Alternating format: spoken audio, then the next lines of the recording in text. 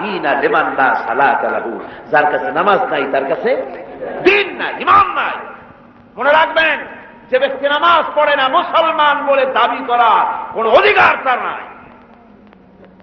কোন দাম নাই। আপনি নামাজ পড়েন না তো আল্লাহর সামনেই মাথা নত হইল না, আপনি কিসের মুসলমান? ওরকম গরু শগুনিও খায়, কয় যে আমরা গরুর গোশত খাই, শগুনিও তো খায়। তা আমি দাড়ি রাখি, রবীন্দ্রনাথ তো দাড়ি রাখছে, কার্ল মার্কস তো দাড়ি রাখছে, তাহলে কি হয়েছে? কথা বুঝতে পেরেছেন? সুতরাং মাথা নত করতে হবে, আল্লাহরে সেজদা দিতে হবে। এমনি এমনি মুমিন হতে খাওয়া যাবে না। সবে বরাত আসলো, মাশাআল্লাহ, আগের থেকে রেডি, রুটি তৈরি, গোশত তৈরি, তারপরে গোসল করবে কোন জায়গায় তাও তৈরি। শোনা আছে যে প্রত্যেক ফোটায় ফোটায় 100 করে নেকি হবে গোসলের পানিতে। তেল তোল মাইখা ভালো করে গোসলের জন্য রেডি হয়ে গেছে। গোসল টোসল করিয়া এরপরে গোস্ত খাইলো খুব, গোস্ত টোস্ত খাইয়া খেয়ে তারপরে 2 রাকাত 6 রাকাত নামাজ পড়িয়া ঘুমায় ফেলে। মনে করলো যে পিছনের গুনাহ মাফ হয়েছে। না, এত সহজ না। কথা বুঝতে পেরেছেন? এত সহজ না। শেষ রাত্রে ঘুমাইয়া ফজর নষ্ট করছে। ওই পাগলের মতো এক পাগল বলছিল যে মিয়া তুমি গরু কেন? ভালো মানুষকে পাগলে বলতেছে গরু কেন? কয় ঘুরতেছি, গরু তালাশ করি, একটা গরু কিনবো, পরশুদিন কোরবানি হবে, কোরবানির গরু তালাশ করি, কিনবো। পাওনা কয় না পাইনি। পাওনা তাতে কি হয়েছে? একটু মাঠে কত গরু আছে, একটা ধরে নিয়ে জবাই দিও। কয় যে সে তো তুমি পাগল, তোমার কথা, পরের গরু জবাই দিলে তো গুনাহ হবে, আমি গরু কিনে জবাই দেবো। কয় তুমি পাগল, আমি পাগল না। পাগলে বলতেছে তুমি পাগল। তুমি কোরবানি উপলক্ষে একটা ভালো নিয়ত করে একটা গরু তুমি ধরবা, সে যার করবি, ভালো নিয়ত করিয়া কোরবানির দিনে নামাজ পড়িয়া এসে আল্লাহু আকবার বলে জবাই দিয়ে দেবে। এখন তুমি চুরি করছো, সেজন্য একটা পাপ হবে, আর আল্লাহ রাস্তায় কোরবানি করছো, সেজন্য একটা সওয়াব হবে। কোরবানির সওয়াব আর চুরির পাপ ভগ্নাংশের মতো কাটাকাটি হয়ে যাবে, গোশত খাওয়া পাপ। মুসলমানের অবস্থা তাই হয়েছে। সারা বছর গুনাহ করে, ওজনে কম, খাদ্যে ভেজাল, চুরি, ডাকাতি, জুয়া, মিথ্যে কথা সব বলে। সবে বরাতে সমানে ইবাদত করে মনে করে পিছনের গুনাহ মাফ হয়ে যাবে, আর রাতের বেলায় খাও গোশত আর রুটি খায় না ওজনের মতো। এটার নাম পাগলামি। আচ্ছা, আপনারা শিক্ষিত লোক যারা, তারা তো বোঝেন, আপনারা সবই শিক্ষিত, ভালো মানুষ, আপনারা নিশ্চয়ই বোঝেন বোনাস। ঈদে বিভিন্ন মিল কলকারখানা বোনাস দেয়। বোনাসটা বোঝেন তো? একটু কথা না কইলে আমি বুঝি কেমনে বোনাস বোঝেন। ধরুন আদমজি জুট মিল কর্তৃপক্ষ, তারা ঘোষণা করেছে ঈদের একদিন আগে 28শে রমজান অথবা 29শে রমজান আমরা ঈদ বোনাস দেব। এখন ঈদ বোনাসের কথা শুনিয়া ঢাকার থেকে গাড়ি গাড়ি ভর্তি লোক যাইয়া যদি গেটে দাঁড়ায়, আমাদের ঈদ বোনাস দেবে, ঈদ বোনাস দেবে ওদের কথা। বোনাস কাদের জন্য? যারা মিলে এমপ্লয়, যারা কর্মচারী, ওদের জন্য বোনাস।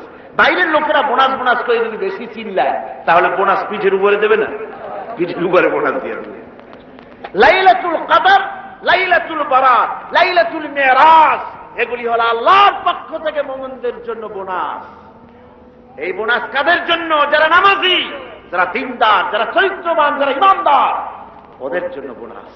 সারা বছর নামাজ নাই, শবে বরাত শেষ হয়ে গেলে নামাজ নাই, আর এরা বোনাস নিতে যায় আল্লাহর কাছে। সারা রাত জাগে জেগে ইবাদত করবা, আর পরের দিন থেকে আবার যে শয়তান সেই শয়তান। কথা বুঝলেন? ওই যে আমি এই কথাটা বললাম, কমরউদ্দিন মুসল্লি সাহেবের নাম মনে আছেন আপনাদের?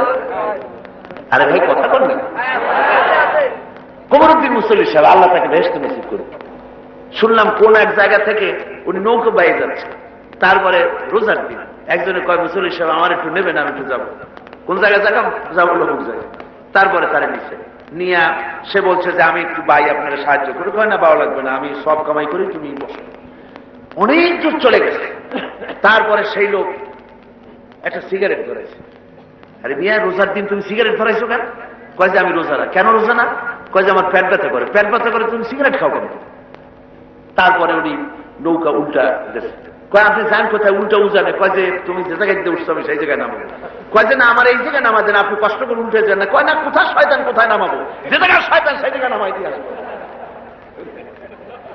কমরউদ্দিন মুসল্লি সাহেব জিতাই। আর শুনছেন না আমার ভাইরা, এই রকমের নামাজ নেই, রোজা নাই।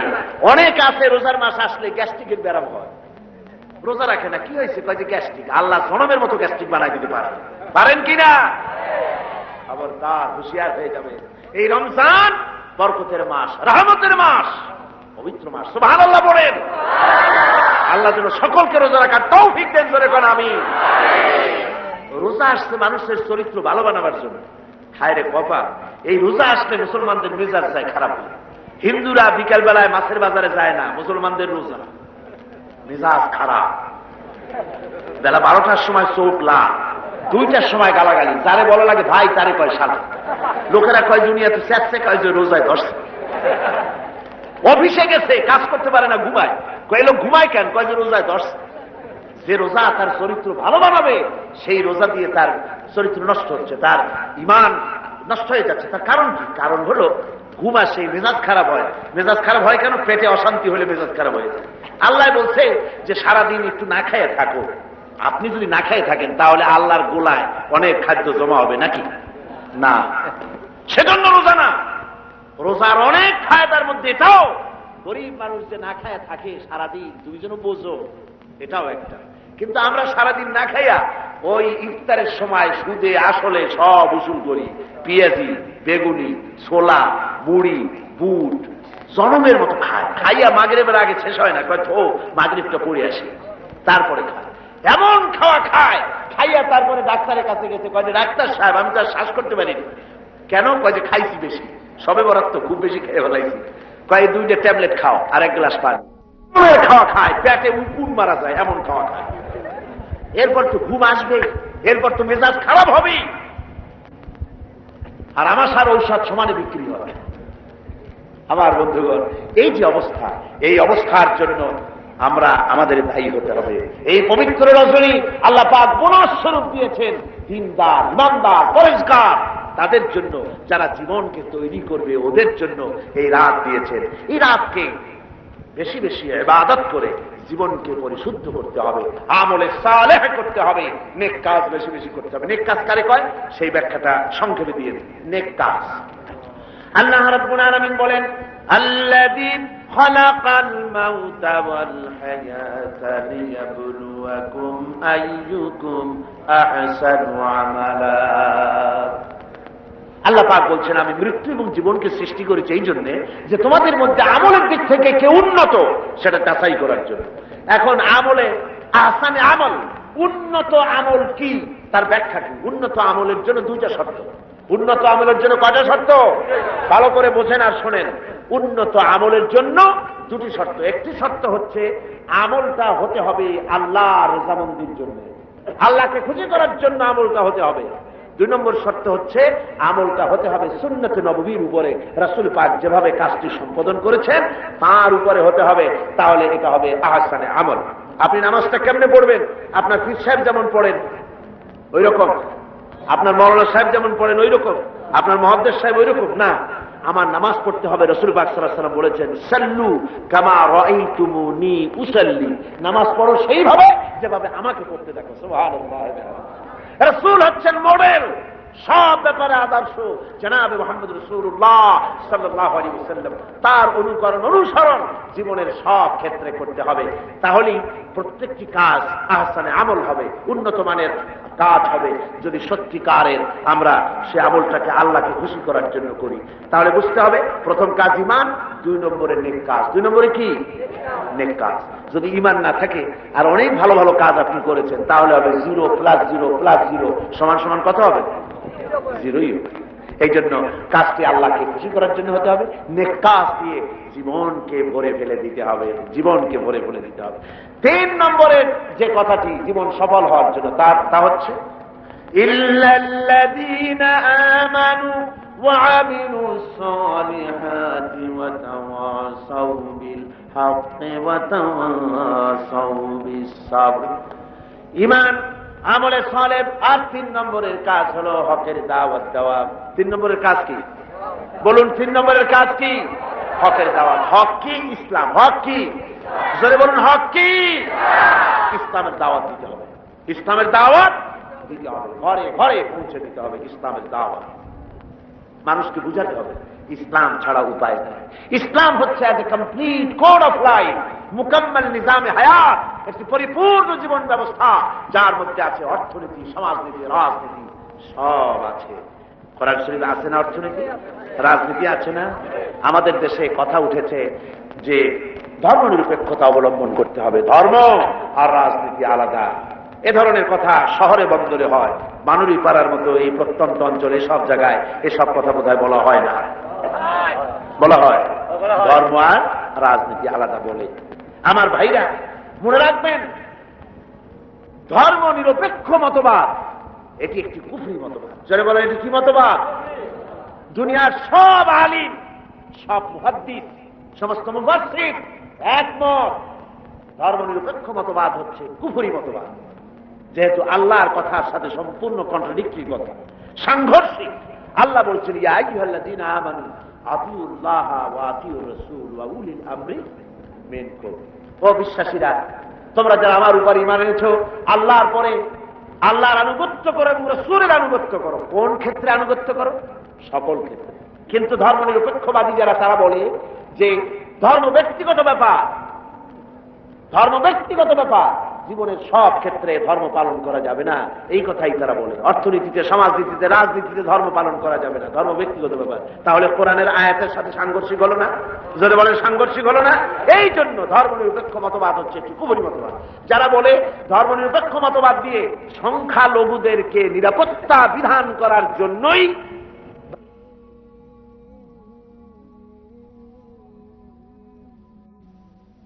ধর্মনিরপেক্ষ মতবাদ, এই কথা যারা বলে তাদের জন্য দেখতে হবে ভারতে ধর্মনিরপেক্ষ মতবাদ একটি স্বীকৃত শাসনতান্ত্রিক স্বীকৃত মতবাদ। কিন্তু এই মতবাদ দিয়ে তাদের দেশে তারা কি সংখ্যালঘুদের জান মাল এবং তাদের উপাসনালয়কে নিরাপত্তা দিতে পেরেছে? জোরে বলেন, পেরেছে? ধর্মনিরপেক্ষ মতবাদ আরেকবার প্রমাণ করে দিল যে এটা কোনো মানুষের জন্য সঠিক মতবাদ হতে পারে না।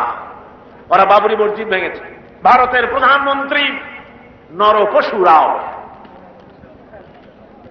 এটা নরসীমা না, এটা নরপশু। পৃথিবীতে কোন মানুষ আজ পর্যন্ত মসজিদ ভাঙ্গার অপরাধ পৃথিবীতে কেউ করে নাই, ঠিক কিনা করে? কেউ করেনি। এই পৃথিবীর সবচেয়ে নিকৃষ্ট শয়তান নরপশু ভারতের প্রধানমন্ত্রী, এটা কি শয়তান? যারা বলে ওটা কি? এই শয়তানটি বিজেপি দিয়ে মসজিদ ভাঙাইছে।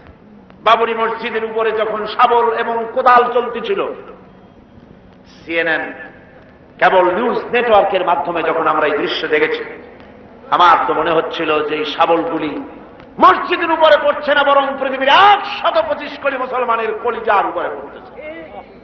মুসলমানদের কলিজা ভেঙে চুরে ওরা টুকরা টুকরা করে দিচ্ছে। মসজিদ ভাঙা হয়, এরপর সে মুসলমানের কলজায় আগুন জ্বলে না, ওইটা কি মুসলমান? ওইটা কি মুসলমান? মুসলমান। ভারতের মুসলমানেরা তারা রাস্তায় নেমেছে, নিরস্ত্র প্রতিবাদ করতে রাস্তায় নেমেছে। নরপশু পুলিশেরা এই মুসলমানদেরকে গুলি করে পাখির মতো শিকার করেছে। যখন মসজিদ ভাঙা হয়, পুলিশেরা রাইফেল নিয়ে নীরব হয়ে নীরব দর্শকের ভূমিকা পালন করে, একটা ফাঁকা গুলিও করে না। অথচ মুসলমান গুলি মেরেছে, একটা দুইটা না, হাজার হাজার মুসলমান মেরেছে। এ পর্যন্ত শত শত মসজিদ ভেঙে তারা টুকরা টুকরা করে ফেলেছে। ভারতের একটা বড় রকমের এজেন্ট, বড় রকমের দালাল ভারতের একটি দল আমাদের দেশে কাজ করে, আছে না? আছে কিনা কম? ভারতের এই গোলামেরা বাংলাদেশ পার্লামেন্টে যখন ভারতের এই কাজের প্রতিবাদ আর নিন্দা জানাচ্ছিল, সেই গোলাম দলটি যদি 5 ভাগ বলেছে মসজিদ ভাঙার কথা, 95 ভাগ বলেছে ভারতের স্বার্থের কথা। জোরে করেন নাউযুবিল্লাহ। ওরা মসজিদ ভেঙেছে, টুকরা টুকরা করে দিয়েছে। আমরা মসজিদ ভাঙার প্রতিশোধ নিতে গিয়ে বাংলাদেশে কোনো মন্দির ভাঙতে পারি না, ঠিক কিনা? যারা বলেন ঠিক কিনা? মন্দির ভাঙা যাবে না। যদি কেউ মন্দির ভেঙে থাকে কোথাও, নিশ্চয়ই সে অপরাধ করেছে। আমরা ইসলামের প্রতিশোধের নীতিতে বিশ্বাসী নয়। অপরাধ করেছে ভারতীয় হিন্দুরা, সেজন্য বাংলাদেশের হিন্দুরা দায়ী নয়। ভারতের বাবরি মসজিদ ভাঙার ব্যাপারে বাংলাদেশে বসবাসরত নাগরিক হিন্দুরা কিছুতেই দায়ী নয়, ঠিক কিনা? একথা মনে রাখতে হবে। তবে ভারতকে এর মাসুল দিতে হবে, এর মাসুল দিতে হবে, কোনো সন্দেহ নাই। ভারত, তাকে মনে রাখতে হবে, ভারত রাশিয়ার চাইতে শক্তিশালী নয়। রাশিয়ার মতো প্রচন্ড শক্তিশালী দেশ, পারমাণবিক অস্ত্রের গুদাম যার কাছে, রাসায়নিক অস্ত্রের গুদাম যার কাছে, সেই রাশিয়া আফগানকে ভাঙতে এসে রাশিয়া নিজেই ভেঙে চুরা টুকরা টুকরা হয়ে গেছে, যায় নাই? আজকে পবিত্র লাইলাতুল বারাত, আপনারা বিশ্বাস করুন, নরপশুরাও ভারতের বাবরি মসজিদকে যেভাবে ভেঙেছে, মসজিদের ইটগুলো যেভাবে টুকরা টুকরা করেছে, গোটা ভারত ইতিহাসের থেকে, মানচিত্র থেকে, পৃথিবীর মানচিত্র থেকে টুকরা টুকরা হয়ে বুঝে যাবে ইনশাআল্লাহ।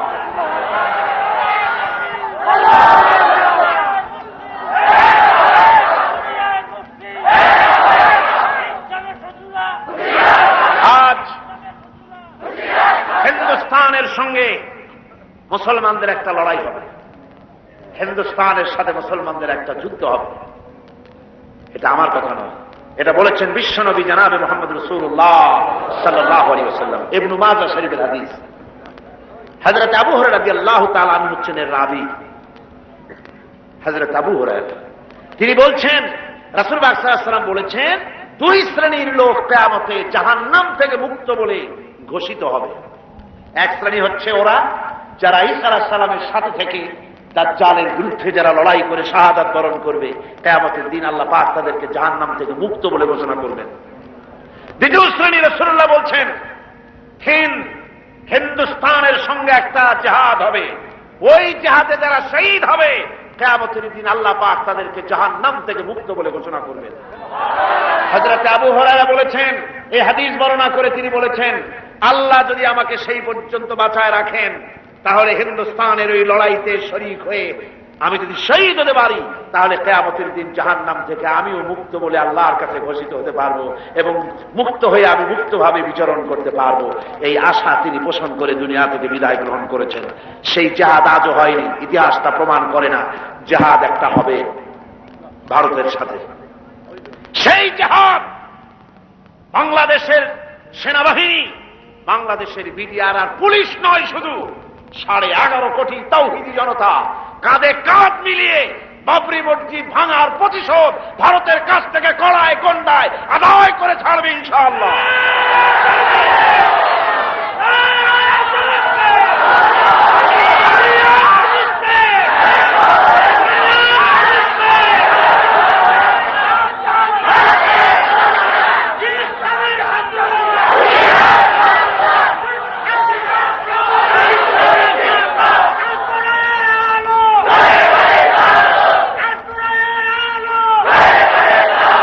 আমাদের কথা মনে রাখতে হবে, আল্লাহ পাক মুমিনদের সাথে থাকেন।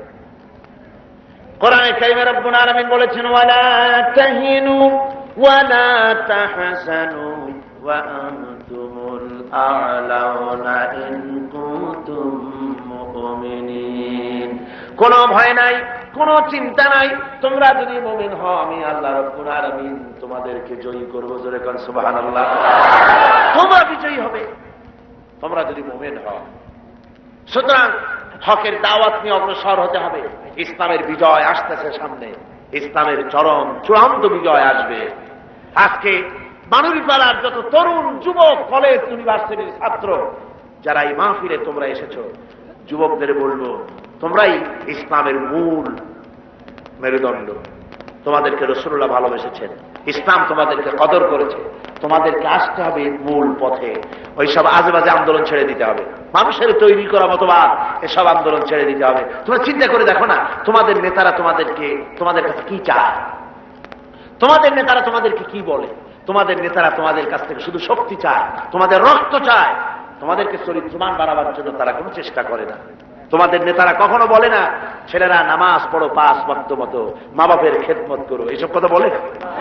এই রোজার মাস আসতেছে, রোজা রেখো, ওস্তাদের সম্মান করো, এরকম বলে। কিসের ওস্তাদের সম্মান করবে? কলেজের প্রিন্সিপাল পিটাইয়া ডাক্তার সব ভাঙিয়ে বেলায়।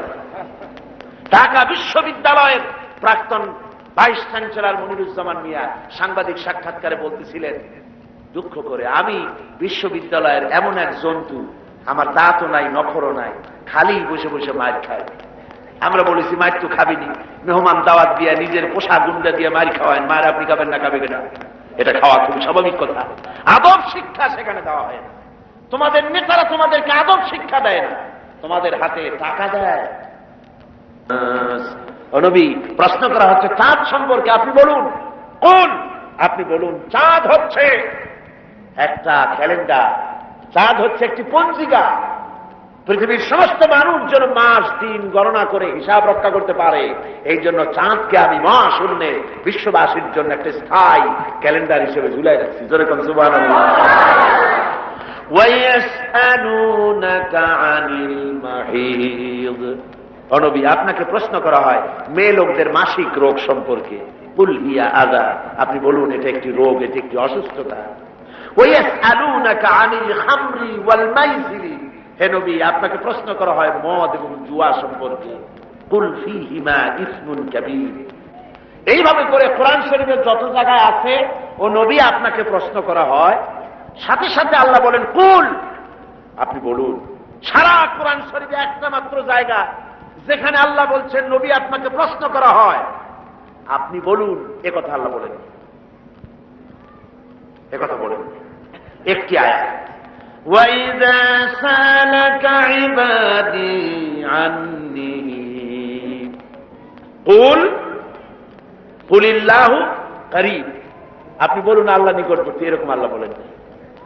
এখানে কায়দাটা হতেছে, সারা কোরআন শরীফে এক জায়গায় আল্লাহ বলতেছেন নবী আপনাকে প্রশ্ন করা হয় আমার ব্যাপারে, যেহেতু প্রশ্ন আপনার আমার ব্যাপারে, জবাব আপনার দেওয়া লাগবে না, সরে থাকেন, জবাবটা আমি দিয়ে দিই। ফাইন্নী কারীব, ও বান্দা, রাসূলের কাছে আমার ব্যাপারে প্রশ্ন করেছো, জবাব আমি দিচ্ছি, আমি তোমার সবচাইতে বেশি কাছে। সুবহানাল্লাহ, আমি তোমার সবচাইতে বেশি কাছে। কত কাছে? ওয়া নাহনু আকরাবু ইলাইহি মিন হাবলিল ওয়ারিদ, তোমার যে সারা যে রগের উপরে তোমার মাথাটা খাড়া, এই রগের চাইতে আমি আল্লাহ তোমার বেশি নিকটবর্তী। সুবহানাল্লাহ। আমার ভাইরা, কত আল্লাহ আমাদের এই যে রগ, এই ঘাড়ের কাছে, এর থেকেও কাছে, আমরা বিশ্বাস করি? বিশ্বাস করি না? আপনারা তো কোন যে হ্যাঁ করি, করতে পারে। এ কথা যেন আপনাদের মনের কথা হয়, দোয়া করি। তার কারণ হল আল্লাহ আমার ঘাড়ের চাইতেও বেশি কাছে। এটা যদি বিশ্বাস করতাম তাহলে যারা ব্যবসা করি ওজনে কম দিতে পারতাম না, চাউলের মধ্যে তুষার গুড়া জনমের মতো মিশাইয়া বেচতে পারতাম না। ঠিক কিনা করে? আল্লাহ এত কাছে, একথা বিশ্বাস করলে জমিনের আইল ছাড়া সম্ভব নয়, মদ খাওয়া সম্ভব নয়, জেনা করা সম্ভব নয়। এত কাছে রেখে আল্লাহকে মিথ্যা বলা সম্ভব নয়, অথচ আমরা মিথ্যাও বলি, ওজনও কম দিই, খাদ্যও ভেজাল দিই। তাহলে বোঝা গেল আমরা আল্লাহ রাব্বুল আলামিন আমাদের এত কাছে, তা মনে বিশ্বাস করি, তবে তা মুখে অন্তরে বিশ্বাস করি। এবার কি বলবেন? আমি আমার ভাইদের খেদমত আরজ করব, আল্লাহ রাব্বুল আলামিন তার বান্দার প্রতি, তার প্রতি এই বিশ্বাস রাখতে হবে, গুনাহ করেছি মাপ চাইতে হবে, আর ওই গুনাহ করা যাবে না। এভাবে যদি তওবা করা যায় আল্লাহ পাক গুনাহ মাফ করবেন। একটা দৃষ্টান্ত দিয়ে বুঝাই। থানায় যদি কারো বিরুদ্ধে কেস হয়, কোন চোর যদি ধরা পড়ে, সাক্ষী প্রমাণে মিলে গেল চুরি করেছে, জেল হবে কিনা? জেল হয়ে যাবে 6 মাসের। 6 মাস পর মুক্তি হলো, আবার চুরি করলো, আবার জেলে গেল, আবারও চুরি করলো, আবার জেলে গেল। যতবার জেলে যাবে আবার জেল থেকে মুক্ত হবে, কিন্তু থানায় প্রতিবারে তার নাম রেকর্ড হতে থাকবে, তাই না? থানায় একটা ব্ল্যাক লিস্ট আছে, একটা দাগি খাতা আছে, ওই খাতায় নাম উঠতে থাকবে। জেল থেকে মাপ পাবে, কিন্তু ওই অপরাধীর খাতায় তার নামটা থেকেই যাবে। আল্লাহ রাব্বুল আলামিনের কারবার উল্টা। যদি কোনো মানুষ গুনাহ করে, সেই গুনাহ থেকে যদি তওবা করে, চোখের পানি ফেলে যদি গুনাহ মাপ চায়, আল্লাহ বলেন শুধু গুনাহ মাপ করি না, গুনার খাতায় যে নাম থাকে ওই নামটাও আমি আল্লাহ মুছে ফেলে দেই, ওই নামটাও রাখি না, মুছে ফেলে দেই। সুবহানাল্লাহ। আল্লাহ হচ্ছেন রহমান রহিম। আল্লাহর কাছে যখন বান্দা কান্দে, গভীর রাত্রে, শেষ রাত্রে আল্লাহ রাব্বুল আলামিন প্রথম আকাশে আসেন। মুসলিম শরীফের হাদিস, প্রথম আকাশে এসে ডাকেন, ও আমার বান্দারা কে আছো? গুনাহ করে করে জীবন ভর্তি করে ফেলেছো, আমার কাছে কাঁদো। ঋণগ্রস্ত হয়েছো, ঋণ পরিশোধ করতে পারো না, আমারে বলো। কে আছো এমন জীবনটাকে বরবাদ করে ফেলেছো, অসুখ হয়েছে সারে না, আমাকে বলো। এভাবে আল্লাহ ডাকতে থাকেন। ওই সময় যে সমস্ত আল্লাহর বান্দারা আরামের ঘুমকে হারাম করে গভীর রাত্রে জেগে উযু করে তাহাজ্জুদের নামাজ আদায় করে রব্বুল আলামিনের দরবারে দুহাত তুলে কাঁদতে থাকে আর বলে, আল্লাহ যত গুনাহ করেছি আমার তো বেঁচে থাকার কথা না, তুমি বাঁচায় রাখছো। হাদিস শরীফে এসেছে, আল্লাহ বলেন, ও হাবিব, যখন একটা বুড়া মানুষ আমার কাছে হাত উঠায়, দাড়ি পাকা মানুষ, একজন দাড়ি পাকা বৃদ্ধ মানুষ যখন আমার কাছে হাত উত্তোলন করে, নবীজি বলেন, ওই বুড়া মানুষটা যখন বলতে থাকে, আয় আল্লাহ রাব্বুল আলামিন, আমার এখন বয়স নাই, কামাই করতে পারি না, তাই ছেলে পেলেরা আমার চোখে দেখতে পারে না, বউয়ের কাছে আমার কদর নাই, ছেলে পেলের কাছে আমার কদর নাই, ঘরে আমার জায়গা নাই, এখন আমি কামাই করতে পারি না, আমি এখন দাঁড়াতে পারি না, কোমর সোজা হয় না, পা চলে না, শুনতে পাই না, কান বন্ধ হয়ে গেছে, চোখে দেখি না, চোখের দর্শন শক্তিও নষ্ট হয়ে গেছে। রব্বুল আলামিন, পেছনে এত গুনাহ করেছি যে তোমার কাছে কিছু বলার মতো সাহস আমার নাই। এই বলে যখন বান্দা কান্দে, আল্লাহ রব্বুল আলামিন বলেন, এইভাবে বুড়া বান্দা যখন আমার দরবারে হাত তুলে কাঁদতে থাকে, তখন আমার শরম হয়, এই বুড়া মানুষটারে কেমনে আমি খালি হাতে ফিরাইয়া দেই। আমি খালি হাতে এই বুড়াটাকে ফিরাইতে পারি না। মানুষ যখন এভাবে কাঁদতে থাকে, আল্লাহ রাব্বুল আলামিন ফেরেশতাদের জিজ্ঞেস করেন, ও আমার ফেরেশতারা, আমার এই বান্দাগুলা কান্দে কেন? সব তো ঘুমায় গেছে, ওরা কান্দে কেন? ফেরেশতা বলে, রব্বুল আলামিন, তোমার বান্দা গুনাহ করেছে, জাহান্নামের আযাব থেকে মাফ চায়। আল্লাহ জিজ্ঞেস করেন, ওরা আমার জাহান্নাম দেখছে নাকি? বলে না, দেখে নাই। ওরা আমারে দেখেছে নাকি? বলে না, দেখে নাই। আমার বেহেশত দেখেছে নাকি? বলে না, দেখে নাই। আল্লাহ বলেন, ফেরেশতারা, ওরা আমার বেহেশত দেখে নাই, দোজখ দেখে নাই, আমারে দেখে নাই, শুধু আমার নবীর কথা বিশ্বাস করেছে, আমার কোরআনের কথা বিশ্বাস করে আরামের ঘুমকে হারাম করে এই গভীর রাত্রে কিভাবে কাঁদতেছে, ওদের কান্নায় আমার রহমতের দরিয়ায় জোশ মেরে গেছে। ও আমার ফেরেশতারা, তোরা সাক্ষী থেকে যা, আমার এই ক্রন্দনরত বান্দাগুলিকে আমি আল্লাহ মাফ করে দিলাম। আল্লাহ হচ্ছেন রহমান, রহিম, গফুর, গফার। এই হিসাবে আল্লাহকে বিশ্বাস করতে হবে, তিনি আমাদের মালিক, তিনি আমাদের মনি। এই আল্লাহরে মানুষ বিশ্বাস করে না। কয়েক পাতা ইংরেজি বই পড়িয়া তারপর কয় যে সব বুঝছি। বলে কি বুঝছো? কয় দেয়ার ইজ নো গড। মাথা খারাপ কথা। দেয়ার ইজ নো গড, আল্লাহ বলতে কেউ নাই, সব নাকি এমনি এমনি হয়। এই যে আমাদের দেশে এক গরু পয়দা হয়েছে, আহমদ শরীফ, নাম শোনেন না আপনারা? আমরা বলেছি যে এটা তো আহমদ শরীফ না, এটার নাম হচ্ছে আহমাক। আহমাক শরীফ, শরীফ, শরীফ মানে ভদ্র, আর শরীফ মানে দুষ্ট, আর আহমক মানে বেকুব। ওর হচ্ছে বোকা, একদিকে বোকা আর একদিকে দুষ্ট। বোকা কেন? বোকা এই জন্য, বেচারা ডক্টরের ডিগ্রি করেছে, বিশ্ববিদ্যালয়ের শিক্ষক, লেখাপড়া জানে, বিজ্ঞান ব্যক্তি, অথচ মালিক চেনে না। মালিক চেনে, কিন্তু আমাদের দেশে গরুতেও মালিক চেনে। গরুতে মালিক চেনে না। বিলের মধ্যে, কোলার মধ্যে রাতের বেলা যাইয়া আপনি ডাক দেন আপনার গরুরে, যেখানে থাকুক আপনার কাছে ছুটে আসবে, ঠিক কিনা কর? বাড়িতে যদি গরু তো কিছুটা ভদ্র, কুত্তা, এই কুকুর আপনার বাড়িতে যদি শিকারী কুকুর থাকে, রাত্রিবেলায় যদি আপনার বাড়িতে আর একজন যাইয়ে ওঠে আর যদি কাশি দেয়, তাহলে তাকে তাড়াইয়া নদী পার করে ছাড়বে না কর?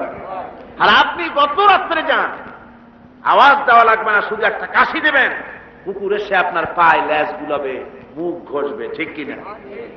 হ্যাঁ রে, আল্লাহ কুত্তায়ও মালিক চেনে। আহমদ শরীফ এমন গরু, এমন কুকুরের চাইতে নিকৃষ্ট, মালিকরে চিনল না। জোরে কন্যা উজুবিল্লাহ। এমন কপাল পোড়া। যেই লেখাপড়া শিখলে পরে স্রষ্টাকে চেনা যায় না, ওই বিদ্যা 4 পয়সা মূল্য নাই। আছে মূল্য? মূল্য। আল্লাহ রাব্বুল আলামিনকে বুড়ো আঙ্গুল দেখায়। আল্লাহ আবার এগুলোর কিছু কয় টয়।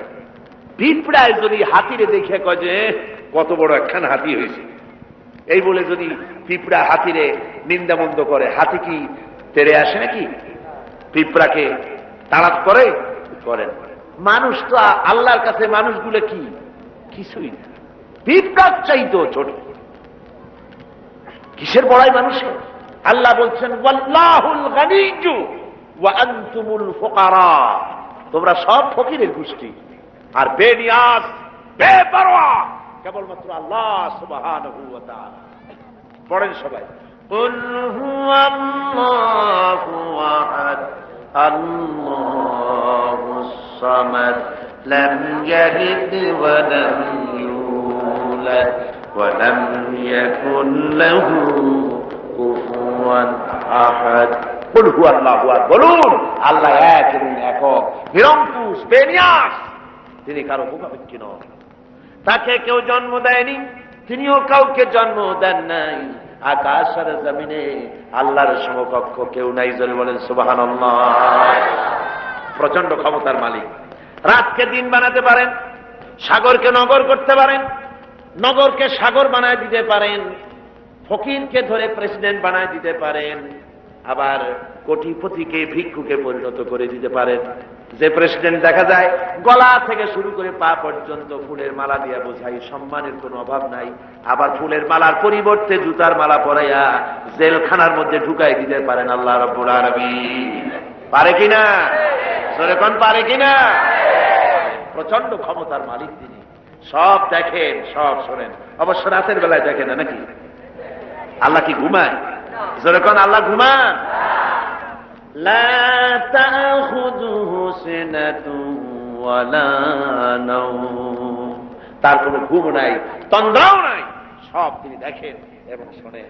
আল্লাহর উপরে এরকমের ঈমান আনতে হবে, প্রচন্ড ঈমান তার উপরে রাখতে হবে, তার রহমতের উপরে ভরসা করতে হবে এবং এই কথা মনে রাখতে হবে যে আল্লাহ রাব্বুল আলামিন তিনি কেবল আমাদেরকে রহমত করতে পারবেন না, যাত করতে পারেন। ঈমান আনতে হবে আল্লাহর উপরে। আল্লাহর উপরে ঈমান আনার অর্থই হলো আল্লাহর হুকুম মানা, আল্লাহর আইন মানা, আল্লাহর বিধান মানা, আল্লাহর শাসন মানা। এই কোরআনে কারিমে আল্লাহ যেসব কথা বলেছেন সেই কথা অনুযায়ী জীবনকে পরিচালনা করা, এটাই হলো আল্লাহর প্রতি ঈমান আনা। ঈমান আনার কথা যেখানে আল্লাহ বলেছেন সেখানে বলেছেন ওয়াবিলুস সালিহাত। ঈমান যেখানে, আমলে সালেহের কথা সেখানে। ঈমানের কোনো দাম নাই যদি আমলে সালেহ না থাকে, আমলে সালেহের কোনো দাম নাই যদি ঈমান না থাকে। কথা বুঝে আসতেছে আপনাদের? দেখুন কোরআনে কারীমের ভিতরে অন্যত্র এসেছে ইন্নাল্লাযীনা আমানু ওয়া আমিলুস সালিহাতি কানাত লাহুম জান্নাতুল ফিরদাউসি নুজুলা। নিশ্চয়ই যারা ঈমান এনেছে এবং আমলে সালেহ করেছে তাদেরকে আল্লাহ রাব্বুল আলামিন জান্নাতুল ফিরদাউস দিবেন। তো এই যে ঈমান যেখানে, আমলে সালেহ সেখানে। আমলে সালেহ না হলে, অর্থাৎ নেক কাজ, সৎ কাজ না হলে ঈমানের দাম নাই। এজন্য আমি দৃষ্টান্ত দিতে গিয়ে বলি ঈমান হলো একটা এক, ওয়ান, ওয়াহিদ, এক, একটা ফিগার। ঈমান হলো এক, আর আমলে সালেহ নেক কাজ হলো শূন্য। নেক কাজগুলি কি? কথা কন না কেন? নেক কাজগুলি কি? শূন্য। এখন দাম কার বেশি, একের বেশি না শূন্যের বেশি? অনেকে বলে কয় যে না শূন্যের দাম বেশি। বলে কিরকম? কয় যে একের সামনে শূন্য বসলো তো একের দাম বেড়ে গেল, 1-10 হয়ে গেল, আর একটা শূন্য দিলে 1-100 হয়ে গেল, কাজে শূন্যের দাম বেশি। আমি বলি আপনার থিওরি যদি ঠিক হয় তাহলে শূন্য বসাইতে থাকেন যতদূর পারে। তো বসাইল একক, দশক, শতক, সহস্র, অযুত, নিযুত, কোটি, লক্ষ, পদ্ম, খর্ব, মহাখর্ব, নিখর্ব, এরকম করে করে জনমের মতো শূন্য বসাই দিল। আমি বললাম আপনার এখন একের দাম, আপনার এই শূন্যের দাম তো বেশি বললেন, আমি আমার এক উঠায় পকেটে ছুঁয়ে দিলাম, দেখি আপনার শূন্যের দাম কত হয়। শূন্যের আর দাম থাকবে? কোনো দাম থাকবে না। শূন্যের মূল্য হয় একের কারণে। শূন্যের মূল্য হয় কিসের কারণে? একের কারণে। এক আছে বলে শূন্যের দাম বেশি, আর যদি এক না থাকে শূন্যের কোনো দাম নাই। সুতরাং এখন ঈমান আর শূন্য হচ্ছে ভালো কাজ। ঈমান আছে, একটা ভালো কাজ করেছেন 10 হয়ে গেল, আর একটা ভালো কাজ করলেন 100 হলো, আর একটা ভালো কাজ করলেন 1000 হলো। এ হলো আপনার চিন্তায় 1000 হয়েছে, কিন্তু আল্লাহর খাতায় অনেক বেশি হয়ে গেছে। কত হয়েছে? অনেক বেশি। কিরকম? মানুষ যখন হযরত আদম আলাইহিস সালাম আর শয়তানকে আল্লাহ রাব্বুল আলামিন যখন পৃথিবীতে নির্বাসিত করে দিলেন, শয়তান তখন বলল যে আদমের কারণে আমার জীবন বরবাদ হয়ে গেল, আমার আমল নষ্ট হয়ে গেল। ওই আদম সন্তানকে আমি জাহান্নামের ভিতরে বেশি বেশি ঢুকাই দেব। আমি হায়াত চাই, কিয়ামত পর্যন্ত আল্লাহ হায়াত দিয়ে দিলেন। শয়তান চলে আসার পরে রব্বুল আলামিন ফেরেশতাদের বললেন, ও আমার ফেরেশতারা, এই শয়তান যখন আমার বান্দাদেরকে কোন কুমন্ত্রণা দিবে, তখন তোমরা আমার বান্দা যখন গুনাহ করার জন্য নিয়ত করবে, তখন তার আমলনামায় কোনো গুনাহ লিখবা না, গুনাহটা করা হয়ে গেলে একটা গুনাহই লিখবা। আর যখন আমার বান্দা যদি কোনো ভালো কাজ করার নিয়ত করে, কাজটা করে নাই, শুধু নিয়ত করেছে, একের পরিবর্তে একটা নেকি লেখা দাও। আর যখন ভালো কাজটা করা হয়ে যাবে, তখন তার আমলনামায় একের পরিবর্তে 10 গুণ বাড়াইয়া লিখে দিও। জোরে কোন সুবহানাল্লাহ। সুতরাং যত ভালো কাজ করবেন আপনার আমল বেড়ে যাবে। কি বেড়ে যাবে? আপনার আমল বাড়তে থাকবে। আর আপনার ঈমান নাই। অনেকে কয় যে হুজুর এমনি আমি মানুষ খুব ভালো, বলে কিরকম ভালো? মিথ্যা কথা কই না। তারপরে যে জায়গায় টিউবওয়েল নাই টিউবওয়েল করে দিই, কানা মানুষের চোখ ভালো করে দেওয়ার জন্য অপারেশনের ব্যবস্থা করি, এতিম মিসকিনরে খাইতে দিই, অনেক ভালো ভালো কাজ করি, খালি যা নামাজ পড়ি না, তাতে কি আমার ঈমান নষ্ট হয়েছে নাকি? আমি বলি ভাই ঈমানই তো নাই, তা নষ্ট হবে কি? ঈমান তো থাকা লাগবে।